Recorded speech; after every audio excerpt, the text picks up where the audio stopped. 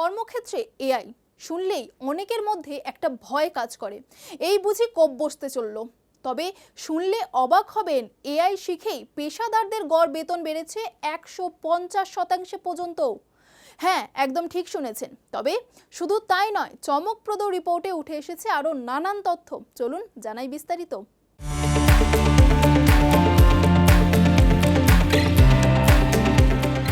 দীর্ঘদিন ধরে সফটওয়্যার ডেভেলপমেন্টকে উচ্চ বেতনের চাকরির অন্যতম সেরা রাস্তা হিসেবে দেখা হতো, কিন্তু এখন ছবিটা বদলাচ্ছে।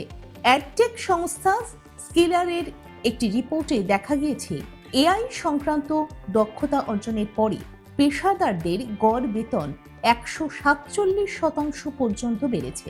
বিশেষ করে 3 থেকে 6 বছরের অভিজ্ঞতা সম্পন্ন কর্মীদের ক্ষেত্রে বেতন বৃদ্ধির হার গড়ে 155%। 6 থেকে 9 বছরের অভিজ্ঞতা সম্পন্নদের ক্ষেত্রে তা 140%। বিশেষজ্ঞদের মতে এআই এখন আর শুধুমাত্র প্রযুক্তিগত দক্ষতা নয়, এটি ধীরে ধীরে গুরুত্বপূর্ণ ব্যবসায়িক দক্ষতায় পরিণত হচ্ছে। এই বিষয়ে ডেক্সিয়ানের ভারতীয় প্রধান কুমার রাজা গোপালন বলেন, এআই কোনো এমবিএর বিকল্প নয়, তবে এটি দ্রুত কেরিয়ারের গুরুত্বপূর্ণ চালিকা শক্তি হয়ে উঠছে। বর্তমানে সবচেয়ে বেশি চাহিদা সেই কর্মীদের যাদের ডোমেন জ্ঞান এবং এআই দক্ষতা দুটোই রয়েছে। রিপোর্টে আরও দেখা গিয়েছে, এআই শেখার প্রবণতা শুধু বড় শহরেই সীমাবদ্ধ নেই, বরং দেশের প্রায় 20% শিক্ষার্থী এখন ইন্টারনেট, স্মার্টফোন এবং অনলাইন শিক্ষার মাধ্যমে এআই শিখছে। সবচেয়ে উল্লেখযোগ্য তথ্য হলো, প্রতি 4 জন এআই শিক্ষার্থীর মধ্যে একজন নন টেক ব্যাকগ্রাউন্ড থেকে আসছেন।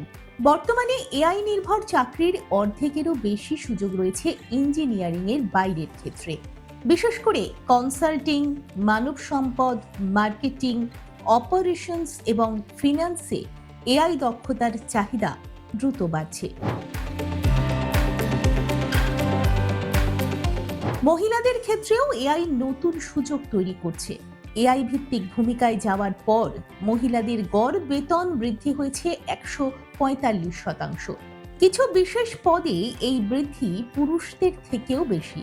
রিপোর্টে আরও বলা হয়েছে, এআই শেখার পর প্রায় 1/4 পেশাদার নেতৃত্বের ভূমিকায় পৌঁছেছেন। এই ধরনের পদেই সবচেয়ে বেশি বেতন পাওয়া যাচ্ছে।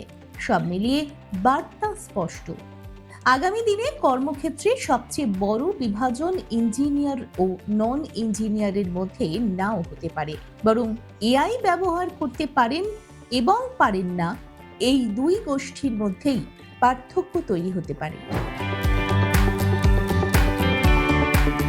দেখুন এই সময়ের তথ্য ও চিত্র প্রতিদিন রাত 9টায় ও সকাল 8টায় শুধুমাত্র চ্যানেল 1-এ।